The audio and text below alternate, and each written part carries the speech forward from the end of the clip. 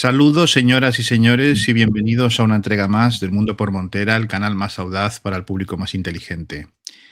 Hoy nos honra con su presencia alguien que es conocidísimo por todos ustedes, que no es otro que don Pedro Baños, el coronel Baños, coronel de infantería y además de un gran conocedor de todo tipo de cuestiones geopolíticas, estrategia militar, inteligencia, escritor de infinidad de libros que son de gran interés para todo aquel que esté pues, en estos temas o que quiera saber más de lo que pasa en este mundo. Y bueno, nos ha hecho un hueco en su apretadísima agenda, ha coincidido con este momento tan crucial y tan terrible para nuestro país, por lo cual agradecemos especialmente pues, que esté con nosotros. Coronel, bienvenido. ¿Cómo está? Pues Manuel, muchísimas gracias por contar conmigo, por estar aquí en su canal, así que es un verdadero placer. Bueno, ha tocado, porque así es la vida, ¿no? A veces uno pone una fecha, ¿no? Y resulta que cuando llega esa fecha, pues todo, vamos, se gira y completamente. Y nos ha tocado, pues, que esta entrevista, pues, se lleve a cabo, esta charla, mejor dicho, que más que entrevista, en un momento, pues, muy delicado para España, que tiene preocupados a tantos españoles, porque deberían estar preocupados más españoles, ¿no? Con lo que está pasando. Pero hay muchos españoles que viven en la inopia o que están sin saber muy bien qué está pasando. Unas breves palabras, ¿qué les podría decir para empezar sobre cuál es la situación actual de lo que está aconteciendo en nuestro país, en Ceuta, en Melilla probablemente también? ¿Qué les podría decir así para empezar? Pues mira, es verdad, Manuel, que cuando apalabramos esta charla, esta conversación, no sabíamos de qué íbamos a hablar, porque además es que el mundo pasa todo tan rápido que no nos imaginábamos que ahora mismo España iba a estar sufriendo pues esta situación verdaderamente asoladora, ¿no? Hay que tener en cuenta que lo que estamos viviendo es un intento, pero en este caso ya muy masivo, muy bien planificado, muy bien organizado, muy bien desarrollado por parte de Marruecos con el respaldo, y lo siento mucho, hay que decirlo, si es que las cosas hay que hablarlas con claridad, con el respaldo de Estados Unidos y de Israel para hacerse con nuestras ciudades soberanas, españolas, antiquísimas, de Ceuta y de Melilla. Ojo, y que a lo mejor no paran ahí. Sus ambiciones, las ambiciones por parte de Marruecos. Esto es un tema de una gravedad extrema que nos debería inquietar absolutamente a todos los españoles de cualquier signo político, con cualquier filiación ideológica. Porque no estamos hablando de derechas, de izquierdas, de ser de un partido, de ser del otro partido. Estamos hablando de que nos quieren usurpar, nos quieren robar, nos quieren quitar una parte de España, de nuestra patria. Esto es tremendo. Esto creo que no nos hemos puesto todavía a valorar adecuadamente el conjunto de los españoles, lo que significa esto en otro país, que sabemos que se unirían todas las fuerzas, se unirían todos los medios de comunicación, se unirían todos los académicos, pensadores, para defender lo que es nuestro, que esto es nuestro.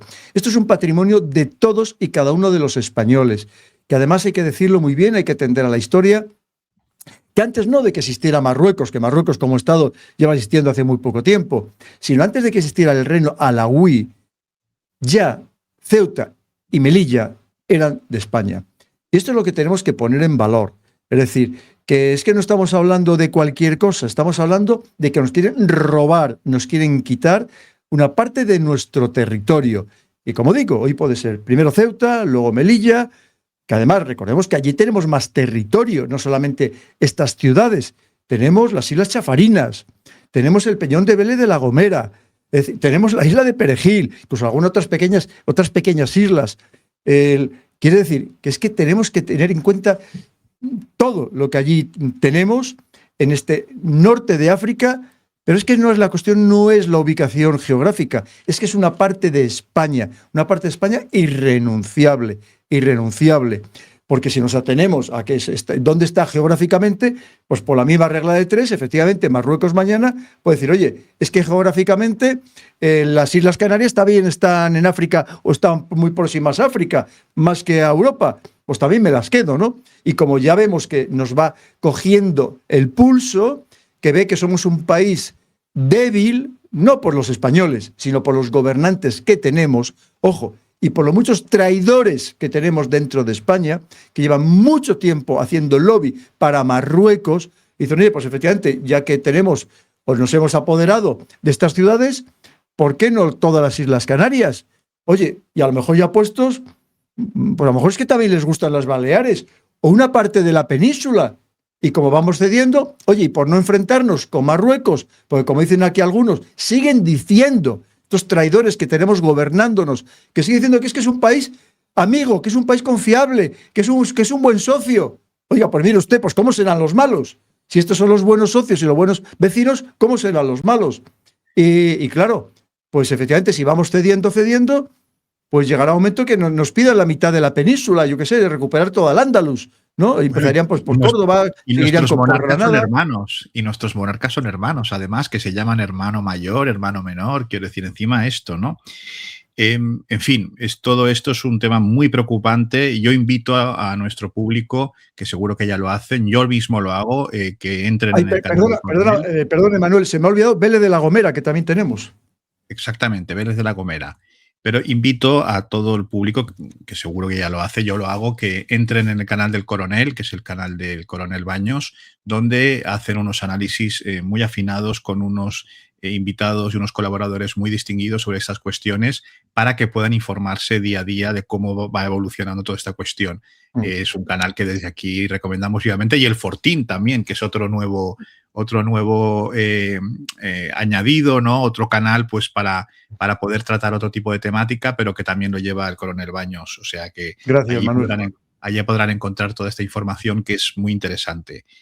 Mire usted, Coronel, yo soy de una generación que yo ya no hice el servicio militar, en la que nos decían que lo del ejército ya era una cosa ya pasada, que esto era, que ya las guerras, vivíamos en un mundo absolutamente casi apacible en el balneario, Europa era el balneario, y bueno, pues casi como que lo de el que quería ser militar pues ya se veía como una cosa, como una excentricidad o como una cosa un poco anticuada, ¿no?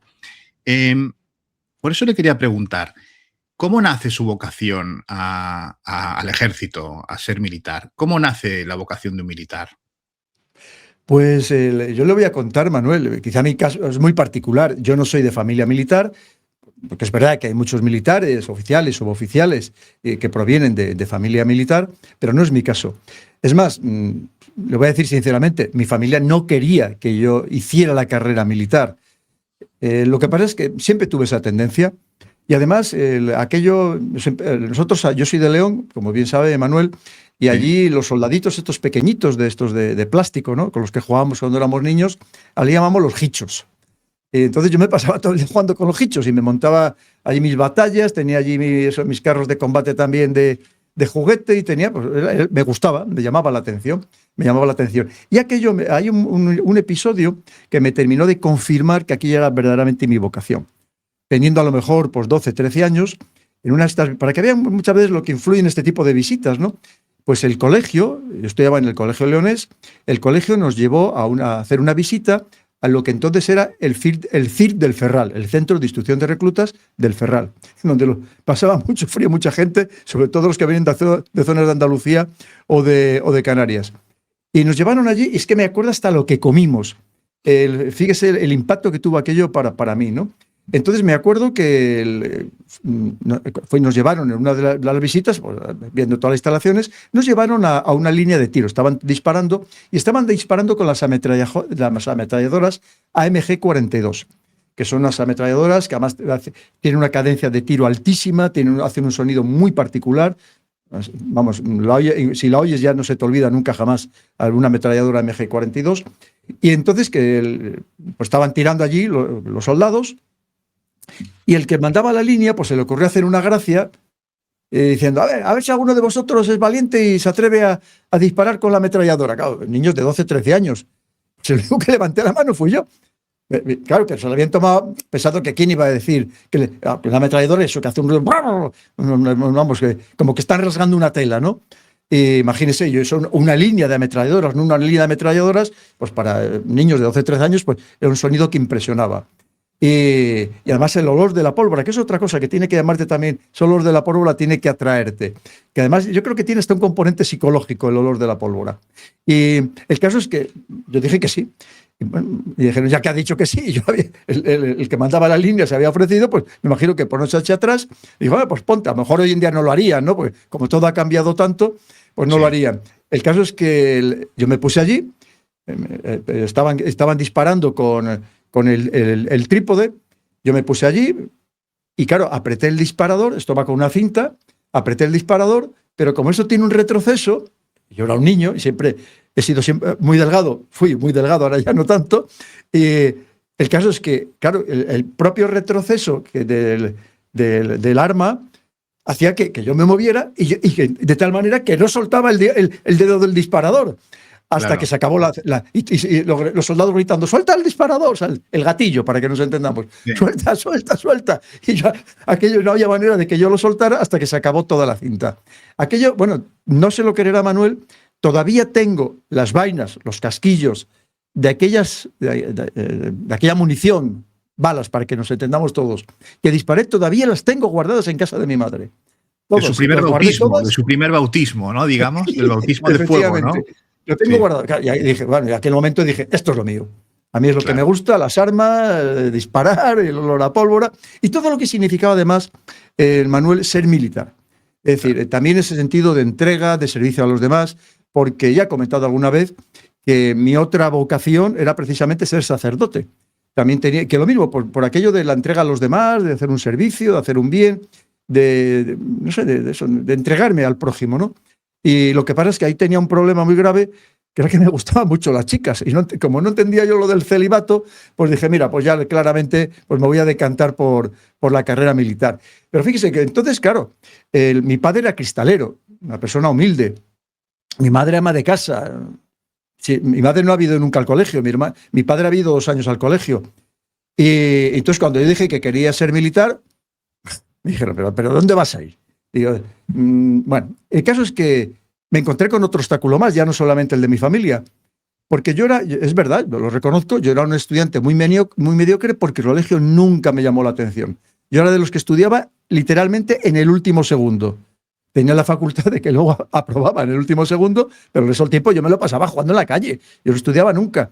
Entonces, cuando yo dije también en el colegio que nos hicieron, que los tengo guardados en mi casa, nos hicieron unos test, pues a lo mejor cuando tuviéramos ya pues como 15 años, una cosa así, sobre qué queríamos ser, qué nos gustaría ser el día de mañana, y ahí había puesto que quería ser militar y que además quería ingresar para ser oficial, que yo no sabía ni dónde estaba la Academia General Militar, ni dónde estaba Zaragoza, pero yo prácticamente no había salido de León, nada más que alguna vez a Gijón con una tía mía que vivía allí algún día a la playa. Yo no había salido de León, ya le digo que éramos muy humildes. Y entonces me llamaron mis padres, llamaron la dirección del colegio, llamaron a mis padres y le dijeron, mire, quítele esa idea a su hijo de la cabeza porque su hijo no va a ingresar nunca en una academia militar. Sí, es un mal estudiante. Cuando además lo dijeron así, fíjese, me acuerdo, dijeron, porque en toda la provincia de León, como mucho, de toda la provincia, como mucho, ingresan todos los años uno solamente de toda la provincia en la Academia de Zaragoza para ser oficial. Y dice, así que su hijo que se lo quite de la cabeza.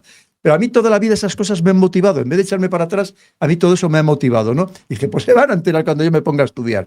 Bueno, pues efectivamente. Entonces yo me fui a lo que entonces era el gobierno militar, hoy su delegación de defensa. Me fui allí, sin saberlo ni siquiera a mis padres, y pregunté, pues yo es que quiero ser militar. Y me dijeron, pero ¿a dónde? Digo, pues no sé, dónde se forme para ser militar. Y entonces me dieron unos panfletos de una academia que había para prepararte para ser militar en Zaragoza que se llamaba PROA. Y yo fui allí, a mi padre le dije, pues yo quiero ir aquí para prepararme para ingresar en las academias, porque formaban tanto para oficiales como para suboficiales. Y me dijeron, me intentaron desanimar de todas las maneras posibles. Pero llegó un momento que me dijeron, bueno, pues vete. Y efectivamente, a los 2 días de cumplir 17 años, pues mi padre me montó en el tren y me dijo, para el tren que iba a Zaragoza, me dijo, bueno, hasta luego, hijo. Que hoy en día, Manuel, usted sabe, pues me habrían acompañado los padres, los tíos, los abuelos.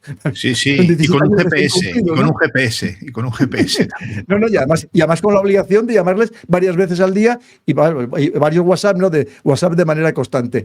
Eran Sí. otras épocas también, otros momentos, y mi padre bastante tenía el hombre con sacar adelante la familia, trabajando 14 horas diarias, 6 días a la semana, como para preocuparse de ir conmigo a Zaragoza, que tampoco había estado nunca el hombre en Zaragoza, ¿no? Así que esa es toda la historia.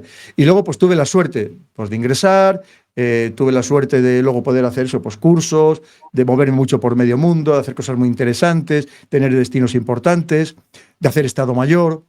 Claro, porque Y usted ha ocupado rangos muy importantes dentro de la estructura del ejército, por lo tanto, conoce perfectamente el funcionamiento del ejército, tanto a nivel nacional como internacional, digo a nivel de estructura europea, de la OTAN, etcétera.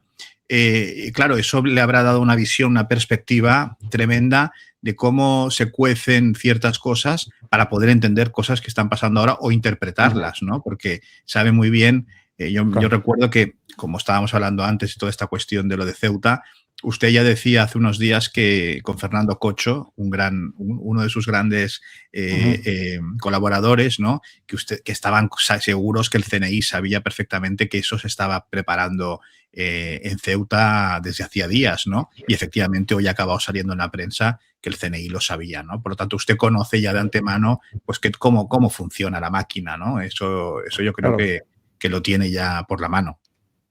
Es así, Manuel, no solamente puestos, digamos, militares nacionales e internacionales, aparte de que he hecho cosas muy diferentes a lo que han hecho otros militares, otros compañeros, sino que además también estuve en el mundo de la inteligencia. Claro. Tuve la suerte de ser jefe de contrainteligencia del Cuerpo de Ejército Europeo en Estrasburgo. Lo conozco muy bien. Conozco muy bien la inteligencia militar, que es mucho más desconocida, porque todo el mundo conoce el CNI, pero muy pocas personas conocen el CIFAS, el Centro de Inteligencia de las Fuerzas Armadas. Esto fue consecuencia de la fusión de las distintas inteligencias que tenían cada uno de los ejércitos, y esto es algo pues, relativamente reciente. No mucho, pero relativamente reciente. Entonces, y es muy desconocido. Antes, cada ejército tenía su propio servicio de inteligencia y de seguridad también, y todo eso se fusionó en lo que se llama el CIFAS, el Centro de Inteligencia de las Fuerzas Armadas.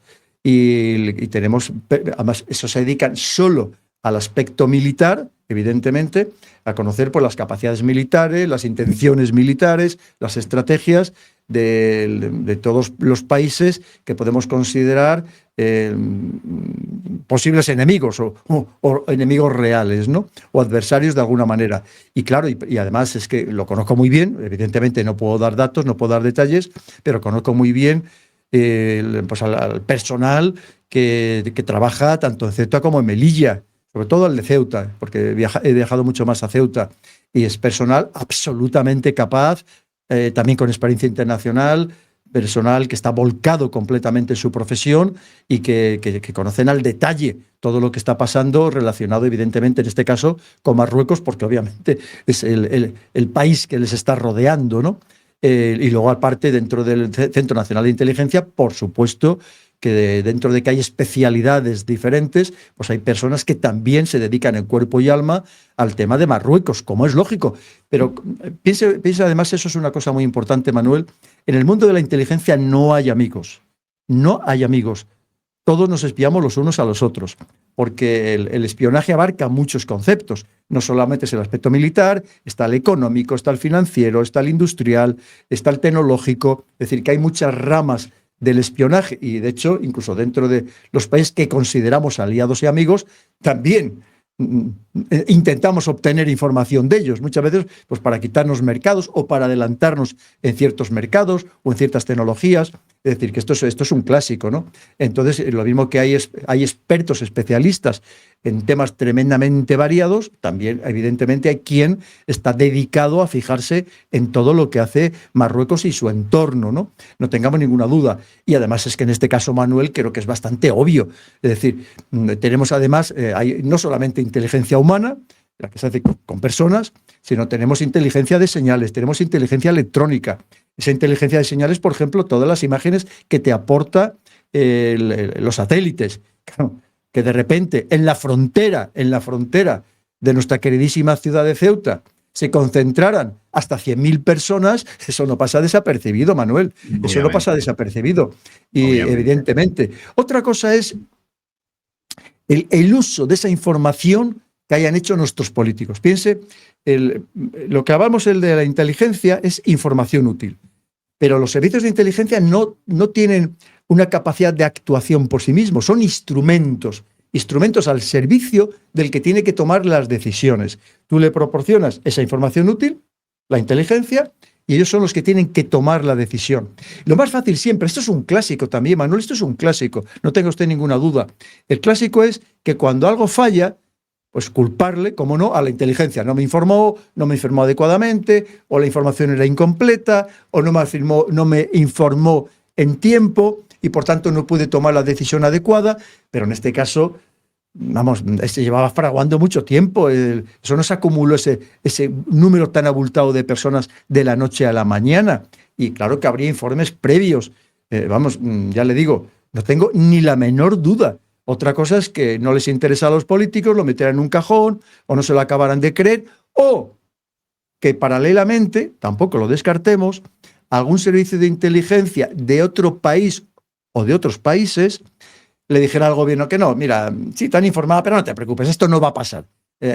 Tranquilízate que esto no va a pasar, que el rey de Marruecos no va a llegar a cometer esta locura, estate tranquilo, que también puede ser, ¿no? O que, no lo descartamos, o que haya una connivencia por parte de nuestro gobierno, porque a tenor de sus declaraciones algo raro está pasando con el régimen de Marruecos, con el rey de Marruecos, porque parece, por lo que nos dice algún periodista como Ignacio Zembrero, que esto fue una operación directamente de la Casa Real marroquí, que hay incluso ministros de su gobierno que ni siquiera se enteraron, ¿no? Pero claro, entonces evidentemente esto al final es un problema político, que no se traten de, como siempre, escudar de eso, de que fue un fallo de inteligencia. No, la inteligencia que tenemos en España, y además hay que decirlo, son de los mejores servicios de inteligencia del mundo, con personas absolutamente volcadas en su trabajo. Que no maten al mensajero, que no maten al mensajero. Pero además, fíjese, a lo mejor no tendremos los medios tan avanzados técnicos que tienen otros países, otras superpotencias, pues como puede ser Estados Unidos, China o Rusia, pero como en calidad humana, de lo mejorcito del mundo. Así que, por favor, que dejen de acusar a la inteligencia. También, antes le decía que yo soy de una generación en la que el ejército estaba como ya, se decía que era como una cosa así antigua, que ya no tenía mucho sentido y demás, ¿no? Esto ya ha cambiado, ¿no?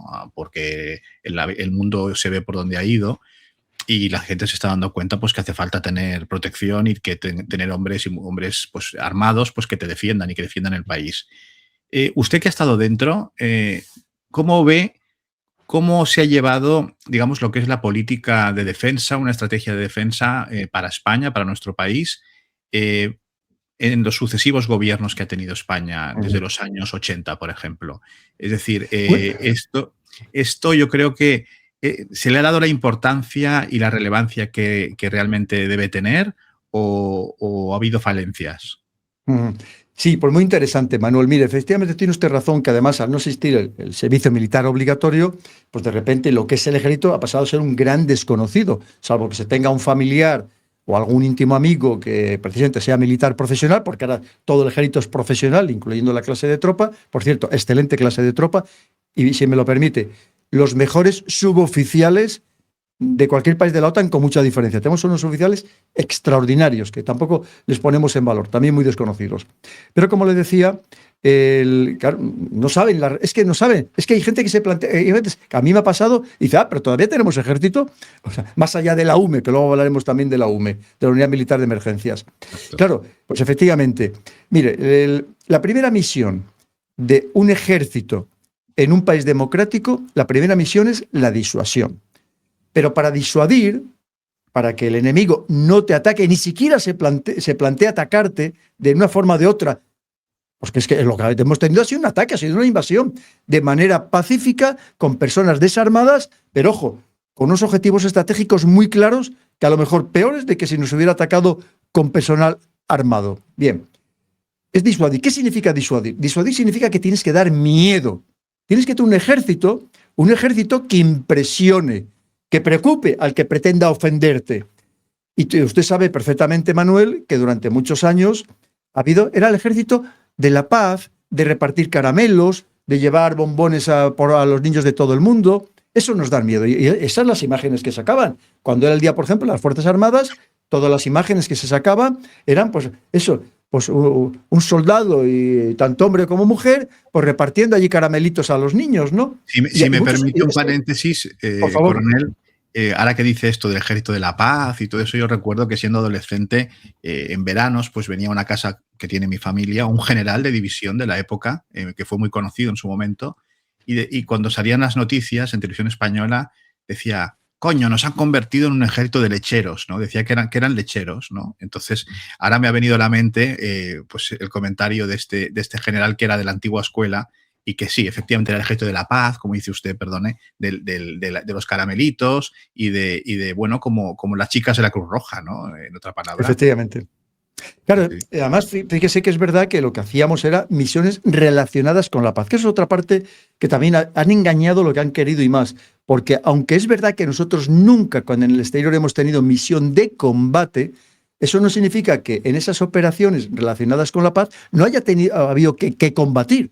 Y en cambio, por ejemplo, eso se guardaba por parte de los políticos también en un cajón, porque claro, no fuera que los progresistas fueran a alterarse, los pacifistas, porque que es muy curioso.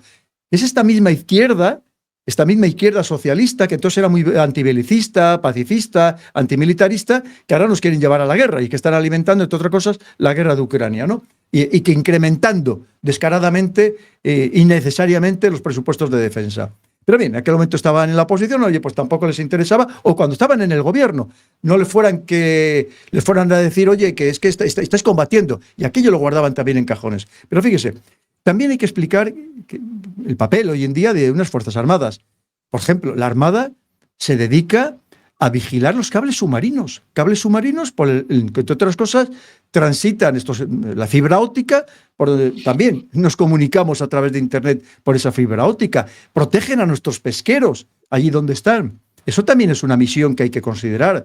Estamos hablando de que efectivamente, por ejemplo, no olvidemos que ahora mismo estamos en nivel 4 de los 5 niveles de alerta antiterrorista. Seguimos en nivel 4. Y ahí tiene un papel muy importante. Y en el 4 Plus y, por supuesto, en el 5, las Fuerzas Armadas. Por supuesto que esto que le decía antes Manuel, tanto el CNI como el CIFAS, la inteligencia militar, también les preocupan y se ocupan de todo el tema del terrorismo salafista yihadista o del terrorismo en general. Quiere decir que hacen muchas labores que son desconocidas y que hay que dar a conocer. Lo que pasa es que, fíjese, cuando el Ministerio de Defensa, y lo conozco muy bien también, cuando ha intentado dar a conocer estas misiones, es lo que se llama difundir la cultura de defensa, no lo han hecho bien. No lo han hecho bien porque el mensaje, y fíjese, usted me lo está diciendo, no ha calado, no ha llegado a la población civil. Porque muchas veces se organizaban conferencias, que es básicamente lo que se hacía, en universidades. ¿Quién asistía a esas conferencias? Si al final los que asistían ya estaban convencidos. Si eran todos militares, policías, guardias civiles o familiares de ellos. Si eso ya estaban convencidos. No hemos sido capaces de trasladar en toda su intensidad el papel y la necesidad de las Fuerzas Armadas al conjunto de la sociedad. Porque claro, lo decía, hay una parte que es la Unidad Militar de Emergencias. Que no olvidemos, lo te lo comentaba también, porque claro, yo tengo mucha información, he hablado con muchas personas, llevo en esto ya muchos años, y que la idea, cuando se crea la Unidad Militar de Emergencias, era, primero, para evitar que si se hubiera creado era un organismo civil, que cuando hubiera sido más necesario, oye, pues se pusieran de huelga. Nosotros no nos ponemos de huelga, los militares, con lo cual no hay problema. Y luego había otra intención perversa, que es que a mí me lo ha dicho una de las personas que estaba allí delante cuando se toma esta decisión por parte del señor Rodríguez Zapatero, entonces presidente del gobierno, que era desmilitarizar al ejército, quitarle las armas al ejército. A decir, oye, mira, así les convertimos en bomberos, les convertimos en limpiadores de nieve, les convertimos en eso, pues para socorrer a la gente, que en realidad es una misión civil, y oye, y así, pues mira, como no me gusta mucho esto de los militares y que vayan por ahí con armas, pues mira qué bien, ¿no? Evidentemente, hoy han demostrado, como si nos hubieran creado la unidad militar de barrenderos. ¿Usted se lo imagina, Manuel? Las calles brillarían brillarían, vamos, tendríamos que ir con gafas de sol para que no nos deslumbraran. Sí. Porque los militares somos así, nos dan una misión y por supuesto, y más el militar español, y la cumple a rajatabla, y la cumple perfectamente, y además con una calidad humana impresionante, ¿no? Entonces, porque la UME cuando va, no va preguntando a nadie, oye, ¿tú qué ideología tienes? Que a lo mejor no me gusta, no. Nosotros atendemos a todos y cada uno de los españoles con independencia de su filiación ideológica, política o de cualquier tipo. Por supuesto, y encima lo hacen de una manera impecable, que somos ahora mismo un ejemplo mundial. Porque sabe usted que lo único que había algo parecido era, por ejemplo, los sapeurs-pompiers, los bomberos de París. Que eso viene no sé si conoce usted la historia, esto viene de la época de Napoleón, que se quema una parte de París muy importante y Napoleón dice, para que no vuelva a pasar, pues un regimiento de ingenieros se va a encargar de hacer de bombero en París. De ahí viene la historia, ¿no? Entonces, pero no existía algo similar como la UME en todo el mundo y hoy en día somos un ejemplo, que por cierto, se esperaba que se hubiera replicado en otros lugares, pero de momento no se ha replicado, ¿no? Porque es verdad que antes de existir la Unidad Militar de Emergencias, y yo lo he vivido, lo he hecho, cuando era necesario, que había una inundación, pues allí que íbamos, que había un incendio, allí que íbamos, todo el cuartel, con medios muy rudimentarios, pero allí íbamos a ayudar, por supuesto. Lo mismo que si la UME fuera desbordada, el resto de los militares estamos para servir a los ciudadanos. Piense usted que tenemos los medios, las capacidades y la voluntad para actuar en el peor de los escenarios, en la mayor de las catástrofes, en el mayor de los desastres, que es la guerra, Manuel. ¿Cómo no vamos a poder actuar en cualquier otro escenario? Por supuesto que sí. Lógicamente. Yo creo que, como usted mismo me ha indicado, ¿no?, que ha pasado que durante muchos años, pues por ejemplo, en el salón, yo sabe que soy de Barcelona, que en el Salón de la Infancia, donde es costumbre que vengan universidades, que vengan academias, pues a ofrecer sus servicios a jóvenes que se acercan al Salón de la Infancia y la Juventud que hay en Barcelona anualmente, pues la señora Ada Colau expulsó a los militares, ¿no?, porque dijo que no, y ante eso pues no hubo ningún tipo de reacción. Y si me permite, Manuel, es más, sí, uno de esos militares a los que expulsó es de mi promoción, casualmente, imagínate. Además también de infantería. O sea, fíjese si conozco bien la historia. Entonces siempre los militares, caracterizándose por una educación exquisita, pues en vez de decirle 4 cosas a esa señora, o pues en fin, se marcharon sin que por parte de los organismos que deberían velar para que eso no pasara, pues hicieran nada. Pero bueno, así estamos y así nos luce el pelo también, ¿no? Porque pero fíjese, si me permite, Manuel, porque todavía hay quien nos sigue viendo, eso, el franquista, el fascista. No, el ejército se ha adaptado perfectísimamente bien al sistema democrático. Y una vez más le digo, servimos a cualquier español, por supuesto. Si es que nosotros, como es mi caso, yo procedo del pueblo, de lo más humilde, ¿cómo yo no voy a servir además en mi caso, con esa vocación de servicio, ¿cómo yo no voy a servir a mis compatriotas? A cualquiera, por supuesto. Es que además, aquí es que todavía queda un poco ese, como han intentado que no superemos la guerra civil, porque usted lo sabe, que han intentado que no la superemos, pues todavía te siguen viendo. A mí me ha pasado cuando yo empecé a tener difusión pública, que iba a los medios de comunicación, iba a las universidades, porque usted no sé si sabrá que hasta no hace muchos años había universidades donde estaba prohibida la entrada a los militares. Una aquí en Madrid, estaba prohibida la entrada a los militares. Y precisamente cuando en su momento el almirante que mandaba el Centro Superior de Estudio de la Defensa Nacional pidió que fuéramos algunos, una vez más yo levanté la mano, algunos voluntarios a empezar a prodigarnos por las universidades, y además lo dijo, fíjese, le dijo, para que sepan que los militares también sabemos leer y escribir. Fíjese, cuando hoy en día los militares probablemente sean los servidores del Estado, que no nos gusta llamarlos funcionarios, mejor preparados con mucha diferencia de todos, ¿no? Por idiomas, por experiencia internacional, por tener al margen carreras civiles. Bien, claro, pero ¿qué pasaba? Que efectivamente es que éramos primero desconocidos y todavía nos miraban con recelo. A mí me ha pasado hasta que he empezado a hablar, pues llegabas allí, coronel, o en su momento cuando era teniente coronel, todos te miraban como que poco menos que tenías cuernos y rabo, ¿sabes? Y hasta que empezabas a hablar y decías, no, oiga, no, si yo vengo aquí a hacer un papel a la sociedad, a España, a nuestra patria, con independencia de cualquier tinte político. Es verdad que yo ahora, por ejemplo, una vez que estoy retirado, yo me puedo pronunciar más políticamente, pero yo he tenido siempre a gala, que además intencionadamente iba a cualquier medio de cualquier filiación ideológica o entrevistaba a cualquier persona de cualquier filiación para demostrar mi imparcialidad, que yo no estaba solamente volcado en un determinado grupo político, sino que servía a todos los españoles. Y además, pero efectivamente, todavía nos han visto con muchísimo recelo. Y curiosamente esto solo pasa en España, porque fíjese usted, en países que podríamos decir muy de izquierda, o muy progresistas, o muy comunistas, allá los militares, vamos, se les quiere rabiar. Se les quiere rabiar. Y si vamos a otros países democráticos o de derecha, exactamente igual. Pero sabe, por aquí en España, como han intentado revivir la guerra civil, pues parecía que es que los militares estamos ya posicionados en un bando. Y no es cierto en absoluto. Pero es que debo decir, en honor a la verdad, que da la sensación, durante los años 80, 90, incluso los primeros años de los 2000, ¿no?, que había como una invisibilidad de los militares. Es decir, no había nadie. Si alguien le preguntabas por la calle, ¿conoces el nombre de algún general o de algún coronel? Pues nadie lo sabía. Y usted un poco rompe con esa tónica, porque creo que de repente pues adquiere una relevancia mediática y todo el mundo empieza a hablar del coronel Baños. Es decir, es como un militar que todo el mundo conoce, que sale hablando en la televisión, que sale explicando cuestiones. ¿Cómo pasa eso? Porque un hombre que ha trabajado con tanta dedicación en el estamento castrense y luego a nivel también europeo, internacional, ¿cómo surge esa aparición en la palestra mediática?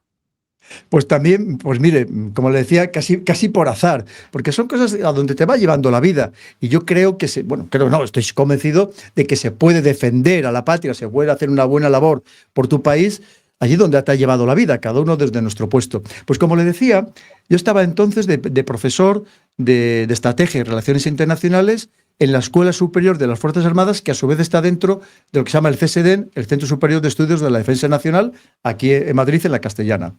Y que entonces el almirante, se llamaba Sánchez Barriga, en aquel momento, pues nos reunió a los profesores, como le decía, porque es que éramos muy desconocidos, incluso nos veía con recelo, y nos reunió a todos los profesores y dijo, mirad, esto tenemos que cambiar esta dinámica, tenemos que empezar a prodigarnos por las universidades, tenemos que empezar a escribir en los medios de comunicación para que, efectivamente, pues para que vean con normalidad a un militar. Y ya le digo que yo levanté la mano, todavía no sé muy bien por qué. Y levanté la mano y dije, bueno, pues yo mismo, almirante, me ofrezco voluntario. Le dije, mire, yo soy de León, yo puedo ir allí al Diario de León a ofrecer mis servicios de manera gratuita y a lo mejor pues para empezar a escribir un artículo, pues primero al mes, luego a lo mejor a la semana, y así lo hice.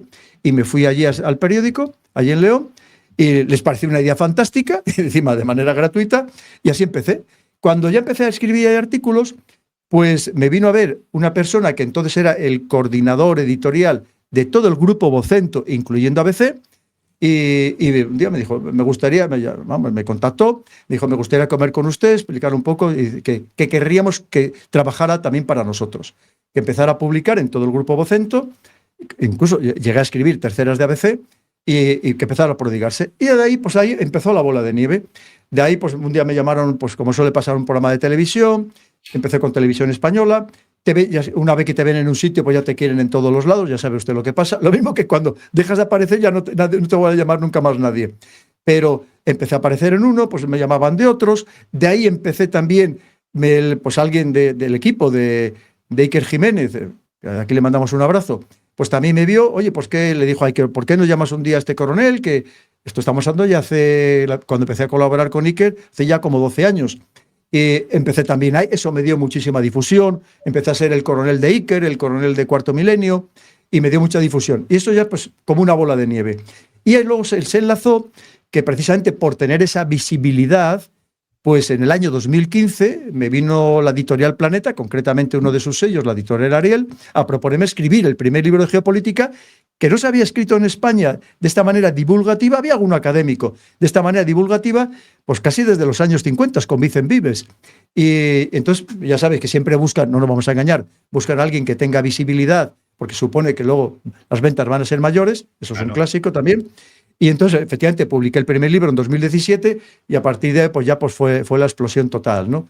De llamarme para muchos sitios. Y luego, como le digo, una vez que te ven en un sitio, pues ya sabe, pues como le pasa, y dice, pero con este presentador, esta persona, si está en todas las cadenas, es que no habrá más gente. Ya sabe que eso es así funciona.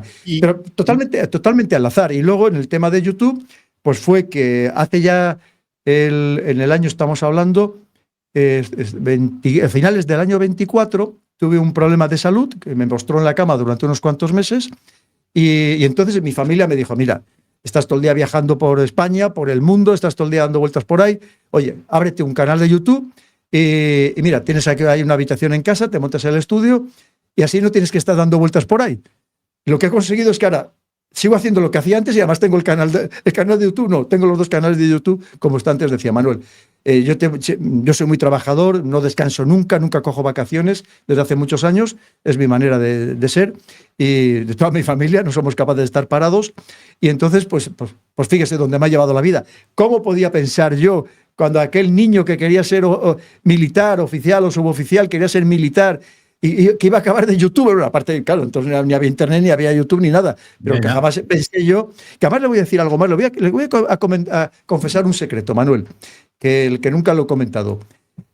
Yo era muy tímido, yo era tremendamente tímido con la sociedad, con las chicas, yo era tremendamente tímido.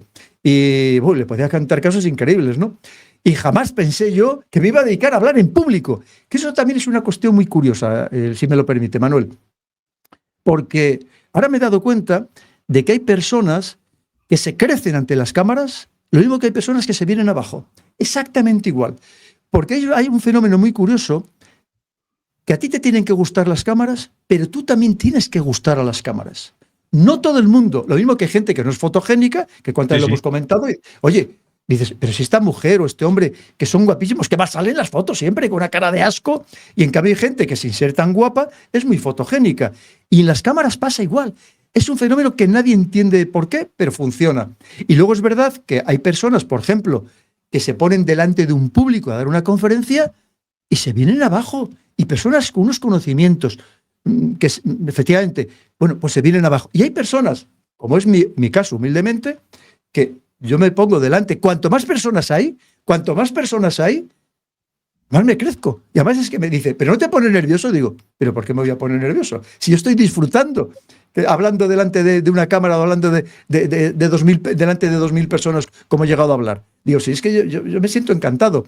Y en cambio hay gente que se viene, y yo conozco gente que incluso es muy dicharachera, muy abierta, y en cambio se pone a hablar en público y es que tartamudea, si es que se viene abajo. Entonces, no me diga por qué, eso es un fenómeno que yo lo de la televisión lo descubrí, lo de las cámaras, fíjese, estando en Bosnia,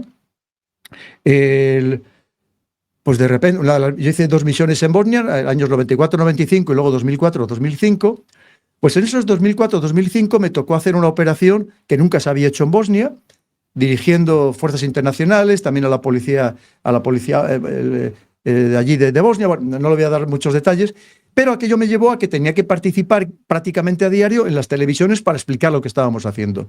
Y yo de repente descubrí que es que me producía un placer especial, que es que me sentía súper a gusto y no sabía por qué. Y a partir de ahí, pues eso, ya aquello ya, pues dije, bueno, pues efectivamente esto es lo mío, ¿no? Clarísimamente esto es lo mío. También ya previamente, cuando había hecho el curso de Estado Mayor, entonces de 2 años, 97-99, que era un curso muy duro, tremendamente duro, sobre todo el tema cero, que era un tema selectivo, que te llevaban al límite, porque la guerra te lleva al límite, y en los que tenemos la obligación de pensar y de dirigir, claro, tienes que mantenerte coherente incluso en el mayor de los estrés, ¿no? De las situaciones más estresantes. Y me pasaba igual, ya cuando empecé allí a salir, pues me daba cuenta que también me gustaba, allí hablar delante de los compañeros y que no se me daba mal, en fin, estas cosas, pero fíjese, y yo muchas veces todavía me lo planteo, digo, aquel niño que era tan tímido, que llegaba a hacer aquellas burradas que hacía por timidez, digo, ¿en algún momento llegaría a pensar que podía dedicarse precisamente a la comunicación? Por eso, si me lo permite, Manuel, esto es un mensaje que lanzo a las personas que sean tímidas, sobre todo a los más jóvenes, que no se preocupen por eso, que es que la vida da muchas vueltas, que a lo mejor tienen valores que ni siquiera se han podido imaginar. Hace ya 2 o 3 años, en el colegio donde yo había estudiado, me dieron el premio a estudiante distinguido. Bueno, pues porque había alcanzado una cierta notoriedad. Bueno, entonces, eso es una gran ilusión, eso hace ilusión, hombre. Bueno, no se lo puede imaginar cuando además, como le digo, yo había sido un estudiante absolutamente mediocre, que lo reconozco, porque yo es que estudiaba en el último segundo. Cuando le digo el último segundo, era el último segundo. Bueno, pues afortunadamente aprobaba porque tenía alguna facultad debía tener, pero yo era un vago redomado, se lo digo así de claro. Y fíjese a dónde me ha llevado la vida ahora.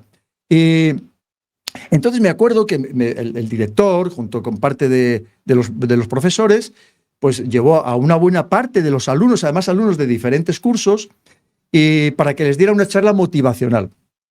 Claro, hasta ese momento a quien habían dado ese premio de estudiante distinguido, pues ha sido a gente distinguida, no como yo. A buenos estudiantes me refiero, de todos de matrícula de honor. Claro, pero yo les di una charla muy motivacional, de verdad. Les dije, mira, primero, yo era de origen humilde. Mis padres hicieron un esfuerzo enorme por darme una educación, enorme, quitándoselo literalmente de comer. Y se lo digo así de claro, Manuel. Y yo les decía, estoy seguro que algunos de vuestros padres ahora mismo están haciendo el mismo esfuerzo. A lo mejor hoy no se lo agradecéis, pero pensar en ello, pensar en mi ejemplo, y a lo mejor hoy cuando lleguéis a casa le dais un abrazo entrañable a vuestra madre, a vuestro padre, que a lo mejor no lo van a entender, pero precisamente por el esfuerzo que están haciendo teniéndoos aquí. Luego les dije también, mirar, a lo mejor ahora mismo nadie cree en vosotros, como tanta gente no creyó en mí. Digo, y precisamente eso os debe dar fuerza, eso no os debe desanimar, eso debe sacar todo lo que tenéis en el interior, que las personas no sabemos hasta dónde podemos llegar cuando de verdad hay algo que nos ilusiona, que por lo tanto nos motiva, no sabemos hasta dónde podemos llegar. Que nunca os desilusione nadie, que nadie os cree, decía, que sois tontos. No, al contrario, que eso sea un acicate para salir adelante. Y les di una charla motivacional, bueno, pues todavía me sigo encontrando con algunos de esos chicos, que algunos ya están en la universidad. Por León dice, no sabe usted el bien que me hizo aquella charla que nos dio, porque me sigo acordando. Y porque de verdad para mí fue algo que es que no se me ha olvidado ni se me olvidará en toda mi vida, cómo se puede salir adelante incluso desde muy abajo, y cuando te están machacando psicológicamente y no vales para nada y eres una porquería y sacas malas notas y nunca vas a hacer nada en la vida, pues efectivamente, eso para mí eso es muy grande para mí, Manuel. Eso es muy grande y desprende de sus palabras y de cuando explica todas esas experiencias su gran sensibilidad, y que es usted un hombre profundamente emotivo, y que tanto cuando explica las cosas, como tanto si es de geopolítica como del pasado, ¿no? Y lo cual pues llega a la gente, ¿no? Por eso usted tiene esa capacidad de comunicación, pues que el éxito pues ahí está, ¿no? No hace falta inventarse nada, ¿no? Eso luego tiene su resultado.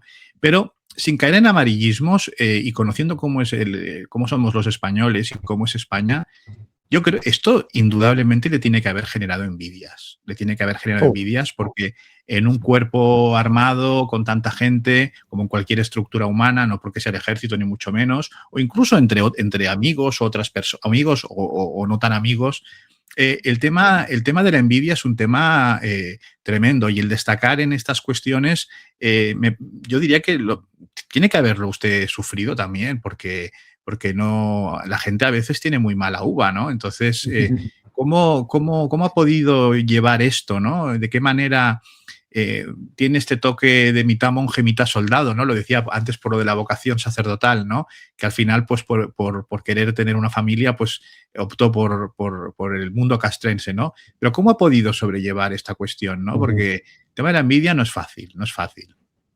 No, no lo es, Manuel, tiene usted toda la razón. Pero eso pasa con cualquiera, ya sabe, como dicen, ese dicho de Hollywood, ¿no? Dice, si no te odian es que no estás triunfando. Pues es así, esa es la realidad. Eso pasa en cualquier parte del mundo, pero especialmente en nuestra querida España. Tiene usted toda la razón. Pues mire, yo lo voy a hacer también, lo voy a hablar con la misma sinceridad, la misma que estamos hablando desde el principio del programa, como estamos viendo. Es cierto que cuando vas progresando, algún amigo se va quedando por el camino. Incluso alguna persona cercana, ¿no? Pero ha sido los casos menores. ¿De dónde yo he tenido los mayores ataques de celos profesionales o de envidia? Pues ha sido de algunos de mis superiores. Con compañeros, y bueno, concretamente con subordinados, nunca. Al contrario, yo donde me he encontrado con suboficiales, con personal de tropa, todo lo contrario. Me paran y me siguen parando. Estos días recientemente, todavía capitanes, comandantes, muchísimos. Me paran allí donde me encuentran, en estaciones, en fin, por la calle, en cualquier sitio. Es verdad que, y se lo digo, ha habido algún general que decía, pero vamos a ver, pero el tonto este de Baños que no ha pasado de coronel, le llaman de todos los sitios, están todas las televisiones y no me llaman a mí que soy general. Bueno, pues es verdad, es verdad. Y eso ha existido y No me lo han dicho a mí directamente esa persona, pero indirectamente me han dicho, pues anda que Menganito la ha tomado contigo y te va poniendo por ahí pingando, pero es normal, porque al final es algo humano, ¿no? Y efectivamente, y hay Correcto. gente que se cree que el mero hecho de tener un empleo superior al tuyo ya hace que él sea más inteligente que tú. Y eso es un grandísimo error, que se sigue cometiendo en todos los ejércitos y en el nuestro en particular. Y voy a contar un caso. Mire, por ejemplo, en el CSDEM, en la Escuela Superior de las Fuerzas Armadas, para dar ciertos cursos, tiene que ser un empleo mínimo para dar ese curso, para impartir ese curso, para dar una ponencia.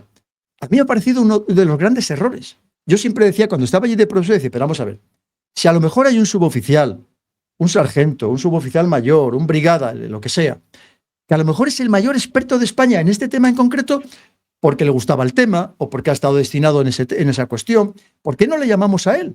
¿Por qué tiene que venir un coronel o un general que a lo mejor acaba de llegar a ese destino en concreto, además en un ejército que tenemos muchas rotaciones, como en otros que se hiperespecializan y no salen de ese entorno? Digo, y al que a lo mejor se lo acaba de escribir un subordinado suyo, que va a venir, nos lo va a leer y no va a dejar ni tiempo para preguntas, porque como le preguntemos algo, demostraremos que no tiene ni la más remota idea. Vamos a buscar al verdadero especialista, no pasa nada porque venga un suboficial a dar una conferencia al curso para ascender a general. No pasa absolutamente nada. ¿Qué pasa? ¿Que se van a sentir molestos los coroneles que un suboficial les dé una conferencia? ¿O un alumno, capitanes y comandantes del curso de Estado Mayor, porque venga un sargento a darles una conferencia cuando resulta que es el que más sabe de ese tema? Yo creo que debemos superar precisamente estos obstáculos mentales. Y efectivamente, pues claro, pues siguiendo un poco esa dinámica, enlazado con lo que usted me preguntaba, Manuel, pues efectivamente había quien decía, oye, pero ¿por qué llevan al Baños lo que se ha quedado de coronel? Que yo me fui porque, bueno, por unas cuestiones familiares, mi padre enfermó y yo soy el mayor de los hermanos, en aquel momento mis hermanos estaban todos en el extranjero y me tocó a mí pedir la reserva para ocuparme de mi familia, ¿no? Pero, y además, encantado, por supuesto, de hacerlo. Pero le quiero decir que claro, entonces hay gente que dice, oye, yo que he ascendido, que estoy mandando aquí o que he mandado tal, ¿por qué no me llaman a mí? Pues a lo mejor porque esa persona pues no tenía la misma capacidad de comunicación o por lo que fuera, ¿no? Pero entonces sí, es verdad que hay, pero fíjese, como le decía, en el mismo nivel de empleo y sobre todo de subordinados, o sea, de personas con menor empleo que el mío, nunca he tenido ningún problema en absoluto, al contrario, al contrario. Pues es muy interesante su experiencia porque además un hombre de su relevancia pues vale la pena para los que nos escuchan, que sufren este mal nacional que podemos decir que es la envidia, ¿no? Porque es un mal que corroe España y ya lo han estudiado, pues que la gente lo sepa, ¿no? Que es parte de lo que es pues el espíritu humano. Pero bueno, Sí, usted... me permite una cosa, Manuel, antes Sí. de que se me pase. Mire, fíjese si es todo lo contrario con los subordinados, las personas que tienen otro empleo. Que ¿cuántos me han parado por la calle y han dicho, ¿sabe usted, mi coronel, que yo ingresé en el ejército por usted? ¿Por el ejemplo que usted me dio? Pero, bueno, y de hecho, muchas veces que cadetes que cuando ingresaban en la Academia Militar me escribían. Me decía, mi coronel, pues he ingresado porque yo cuando le veía, yo le decía a mi madre o a mi padre, yo quiero ser como ese coronel, quiero saber tanto como él, o quiero estar especializado en esos temas, y quiero también tener esa visibilidad pública, o quiero hacer la labor, porque muchas veces, antes le decía a usted, y fíjese, eso se lo digo con toda la humildad, pero también creo que debemos decirlo, antes le decía que muchas veces el esfuerzo económico que ha realizado el Ministerio de Defensa no ha servido para de verdaderamente difundir la cultura de defensa. Y mucha gente, cuando iba por ahí, me decía, Pedro, estás haciendo tú más por difundir esa cultura de defensa desde la modestia de tu puesto que todo el esfuerzo económico que está haciendo el Ministerio de Defensa. Porque es verdad, al final yo siempre he intentado, pues cuando sale en la televisión, pues siempre eso, ya me veis usted con chalequeta, con corbata, siempre, porque al final, aunque yo estuviera en la reserva o ahora retirado, siempre sigue siendo un coronel y al final la gente te ve como el reflejo del ejército, ¿no?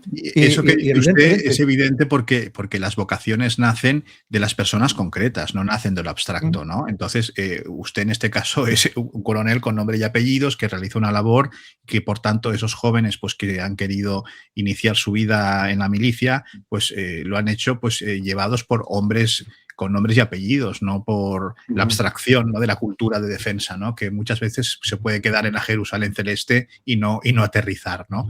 Pero bueno, usted ahora, como le decía, claro, en el canal de Coronel es un canal de referencia tanto para los que le quieren mucho como para los que no le quieren tanto.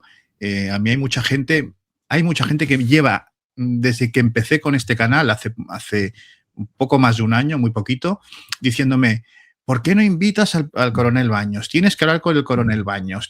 Y tanto es gente que es muy aficionada a lo que usted dice, como gente que no está tan de acuerdo, ¿no? Y eso también se ve fuera. Claro, usted de alguna manera en el canal del coronel, que es un canal de referencia, se ha convertido en un líder de opinión, es decir, en alguien que moldea la opinión. Por eso vemos campañas contra usted, medios de comunicación, artículos, acusándole de cosas, etcétera, etcétera, lo cual es lógico y son medallas, porque, bueno, es que se preocupan de lo que usted dice, ¿no? Entonces, ¿cómo lleva usted esa responsabilidad? Porque es una responsabilidad el saber que cuando usted cada día se pone en su alto mando, digamos, de esa habitación de casa que dice usted, pues está llegando a mucha gente, ¿no? ¿Cómo lleva esa responsabilidad, coronel? Sí, efectivamente, pues es cierto que tengo un púlpito que hace, pues, que efectivamente el mensaje llega a muchísimas personas, ¿no? Pues mire, ¿cuál es mi responsabilidad siempre? Fíjese que yo siempre, me habrá usted oído decir muchas veces que yo ni estoy en posesión de la verdad, ni tengo la razón absoluta, ni mucho menos. Que quiero sobre todo ofrecer datos, ofrecer información, y no solamente lo que yo cuente o lo que yo analice, sino también trayendo a los mejores del mundo, literalmente, para que las personas que nos oyen lleguen a su propia conclusión.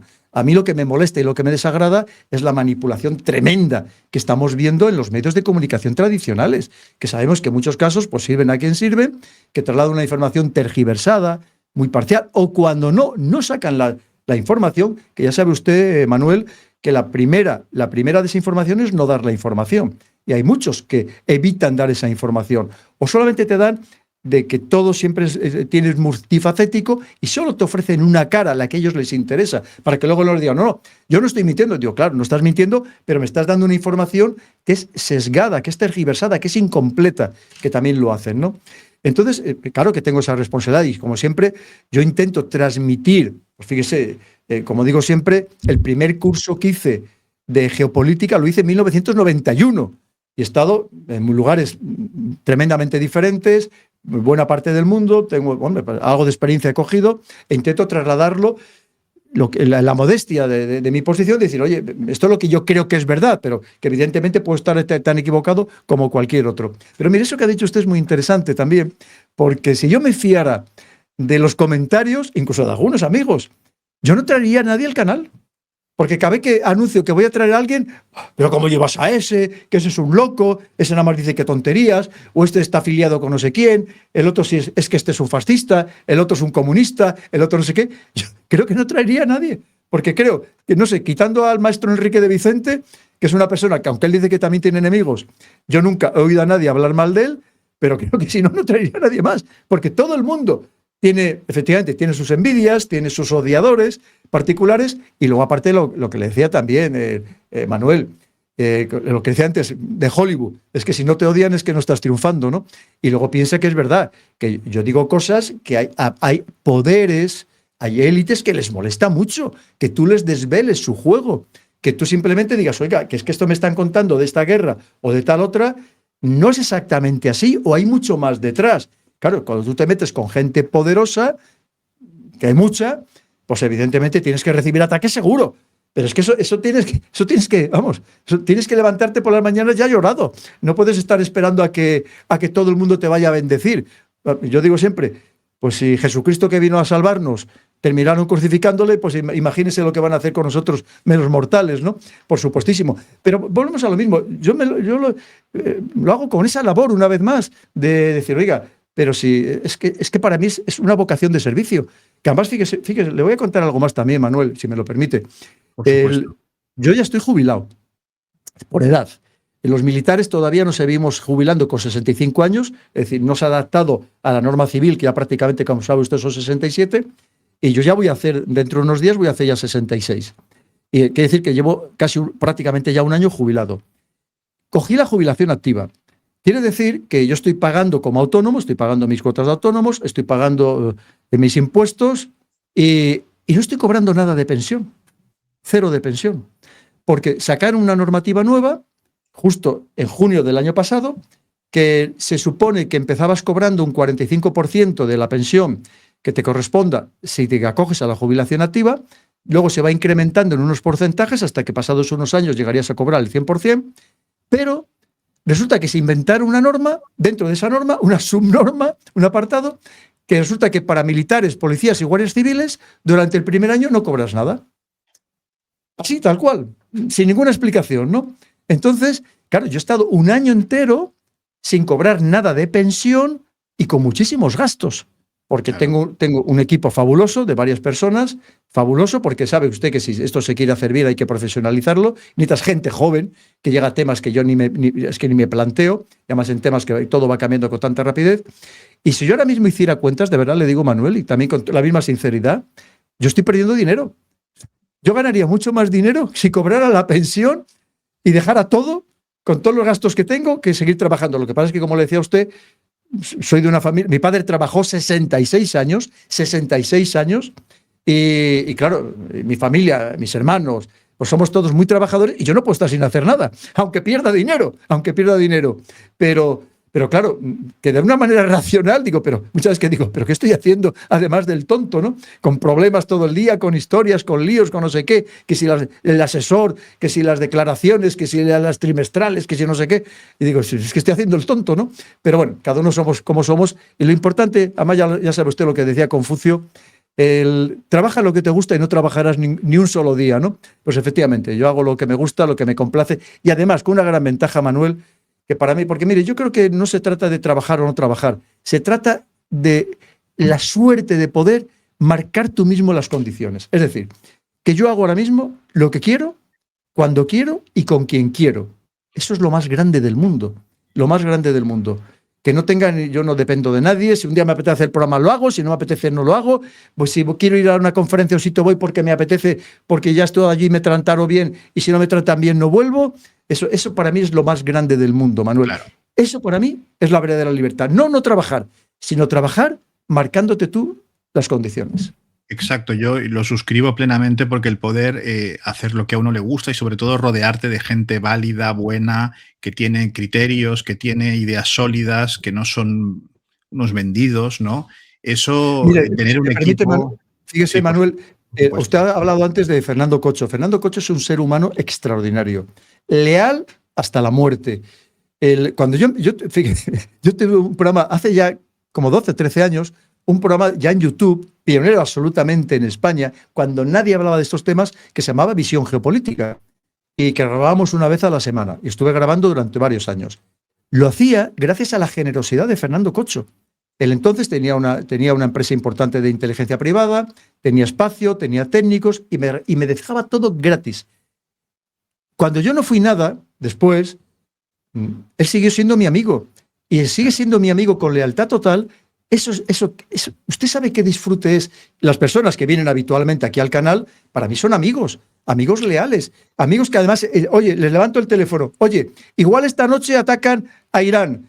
¿Puedo contar contigo? Ya sabes que sí, ya sabes que sí. Cuando quieras, a las 10 de la noche, a las 12 de la noche, a las 2 de la mañana, cuando tú quieras, cuenta conmigo. ¿Usted sabe lo grande que es eso, Manuel? Usted sabe para mí es lo más grande del mundo.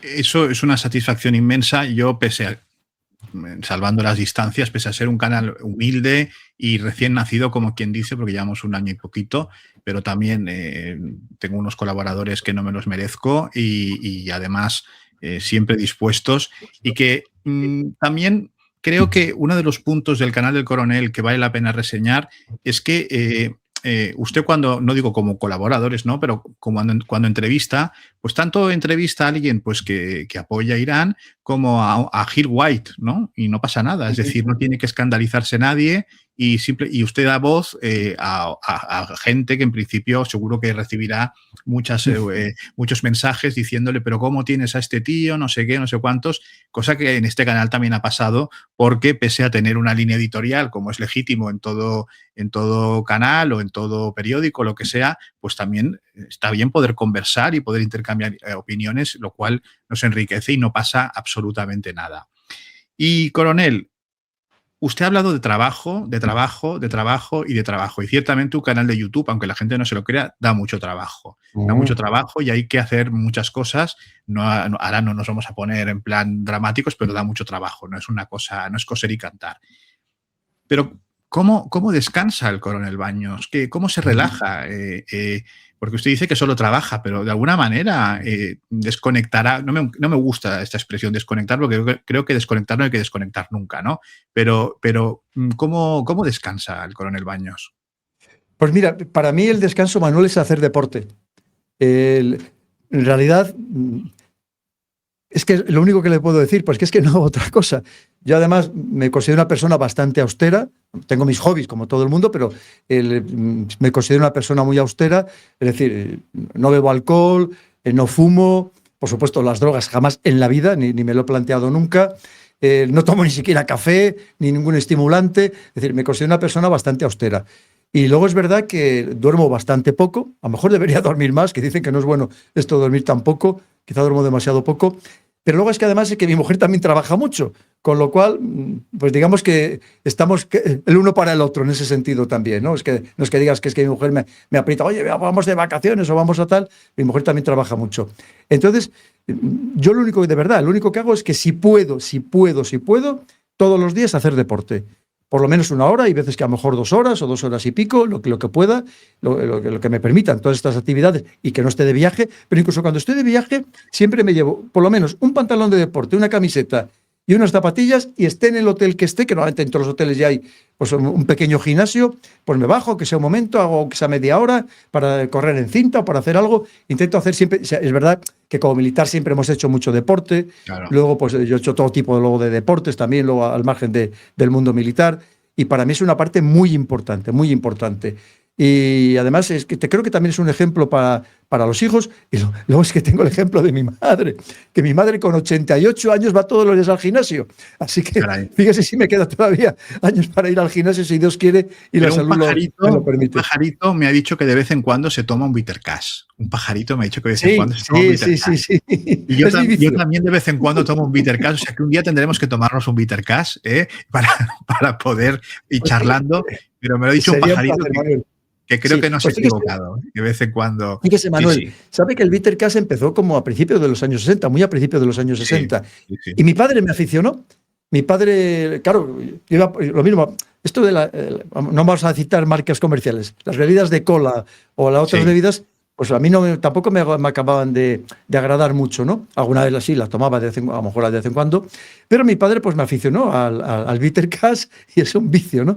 Aunque hay veces que no te dan bitter cash, te dan otras marcas que también hay que son similares, pero sí, cuando salgo por ahí, claro, digo, que no antes voy a un restaurante solo pido agua, pero antes del agua, si tienen, me pido un bitter cash, y luego ya sigo en la comida bebiendo agua, claro. Es que no tomo nada de alcohol, ¿no? Pero además hace muchos años que absolutamente nada. Hace muchos años a lo mejor tomaba pues es una pequeña copita de vino comiendo, pero nunca me agradó y nunca me sentó bien. Ya sabe que dice que dependiendo pues una cuestión de enzimas o de tolerancias, no a todo el mundo le sienta bien el alcohol, y yo nunca lo asimilé bien, ¿no? Nunca lo metabolicé bien y nunca le saqué ninguna satisfacción. Por tanto, ya hace muchos años que no tomo absolutamente nada. O sea, casi me he vuelto un fanático porque tomo cero total. Pero sí, uno de los pequeños vicios, fíjese, qué vicio, tomar un bitter cash de vez en cuando. De vez en cuando, hay veces que a lo mejor me lo trae mi mujer, pero normalmente sí, cuando voy a los restaurantes, que tengo muchas comidas y cenas de trabajo, pues si hay, primero el bitter cash y luego ya el resto de la comida con agua. Exactamente, esa sobriedad, esa austeridad, el coronel Baños, de mitad monje, mitad soldado, queda rota por un trago de bitter cash, lo cual no escandaliza a nadie, ni va a salir de ningún de Objective, ni nada de todo eso, porque no da para tanto, aunque más de uno saca punta hasta lo que no la tiene, ¿no? Y bueno, ¿y por qué no hablar también del amor a los animales, a las mascotas, ¿no? Porque tiene usted una mascota que además la ha dado a conocer públicamente, que es la famosa, la perrita Kira. La perrita Kira, que bueno, felicita la Navidad con la perrita y demás, ¿no? Eso también es muy interesante, ¿no? Es una faceta que dice mucho de usted, el amor a los animales, ¿no? A las mascotas. Sí, pues mire, siempre desde pequeño tuve animales, siempre. Gusanos de seda, bueno, hasta culebras que llevaba que asustaba a mi madre, que cogía en el río. Siempre he tenido grillos, de todo, siempre tuve todo tipo de animales en casa porque me gustaban, ¿no? Y luego es cierto que yo he sentido una pasión muy especial por dos animales en concreto, los perros y los caballos. Y durante muchos años monté a caballo, una pasión total y absoluta, y hace años que no monto, pero lo de los perros, sobre todo hay dos razas que me encantan, que me mueven loco, que es el pastor alemán y el schnauzer. Y afortunadamente, pues que tengo además a esta perrita Kira, que es maravillosa, es que es buena, buena, buena, porque sabe que luego cada perro, aunque le eduques, se dice que el perro hay que educarla hasta los 2 años. Si la has educado bien, ya tienes perro para siempre. Pero es que hay perros que bien educados que sinceramente es que solo les falta hablar, porque es que te entienden todo. Y tienen su temperamento también. Cada animal tiene su temperamento, por supuesto. Sí, sí. Bueno, mire, eso es muy curioso, porque ya digo, como he tenido muchos animales, o me han acompañado muchos animales, que vamos a decir en mi vida, los hay con suerte, los hay desgraciados. Los hay parece que son pupas que todo les pasa a ellos. Los hay limpios, los hay muy sucios, que se revuelcan incluso en sus propios excrementos, ¿no? Entonces, hay de todo. Y efectivamente, pero en este caso con Kira, y toco madera por lo menos hasta ahora, es que no puede ser más buena, más cariñosa, nunca toca nada. Procuramos nunca dejarla sola, pero si la dejas sola nunca toca nada, nunca rompe nada. Es buena, buena, buena. Además es que cariñosa con todo el mundo. Todo el mundo que la conoce por la calle la va haciendo carantoñas y ella encantada. Y luego es verdad que es eso. Lo bueno que tiene además los schnauzer es que como no tiran pelo, pues simplemente hay que esquilarles, que mi mujer la tiene de exhibición permanente, directamente de exhibición, y porque la lleva, ya sabe que ahora esto de los perros es un mundo, ¿no? Sí, con los spa, los tratamientos de todo tipo, que les hacen de todo, pero es verdad que ella aparte es muy guapetona y efectivamente, bueno, estamos encantados. Bueno, mi mujer, si le pasa algo a Kira, vamos, nada comparado con que si me pasa algo a mí, no se puede usted imaginar. No, vamos, ya quisiera yo que me tratara como a Kira, ¿no? Kira es el centro de la casa, no tenga usted ninguna duda, Manuel. Bueno. Coronel, es un placer charlar con usted, podríamos estar muchas horas. Hemos querido conocer un poco la parte más personal de un hombre tan conocido que está cada día en las pantallas de la gente que lo sigue, que lo ama, que lo odia. Es triste tener que emplear pero nos pasa a todos, ¿no? Cuando una vez te expones, pues, en fin. Pero bueno, según quien te odie es una medalla, ¿eh? O sea que no hay problema. Sí. Ya nos ha tocado salir en alguna lista, usted y a mí, en X y demás. O sea que, pero bueno, viendo quiénes son, es toda una medalla y todo un honor, ¿no? Es una muesca maravillosa, ¿no? Hemos querido conocer. Eso no quita que no nos preocupe lo que está pasando en Ceuta, en España, en el mundo, en Irán. Pero para ello pues podrán encontrar los programas en el canal del Coronel. Hoy nos ha parecido oportuno saber más del Coronel, conocer esa parte más humana que es, es algo importante y que dice mucho una persona. Por lo tanto, querido Coronel, muchísimas gracias por haber querido ponerse hoy el mundo por montera y haber honrado a este canal pues con su presencia y con su simpatía y amabilidad. O sea, muchísimas gracias. Soy yo el agradecido, Manuel. Ha hecho usted un trabajo fantástico como dinamizador de esta charla, como usted decía al principio. Y además, quedo tan encantado que esta primera aproximación ha sido eso, para conocerme un poco personalmente, pero cuando usted quiera que hagamos un análisis más geopolítico, más profesional, pues por supuesto me tiene usted a su disposición porque me ha encantado de verdad estar con usted en su maravilloso canal. Manuel. Pues muchísimas gracias y nada, a todos ustedes, señores, agradecerles una vez más que nos hayan seguido hoy con nuestro querido Coronel Baños presente. Y nada, gracias por haber conectado una vez más con El Mundo por Montera, el canal más audaz para el público más inteligente. Buenas noches.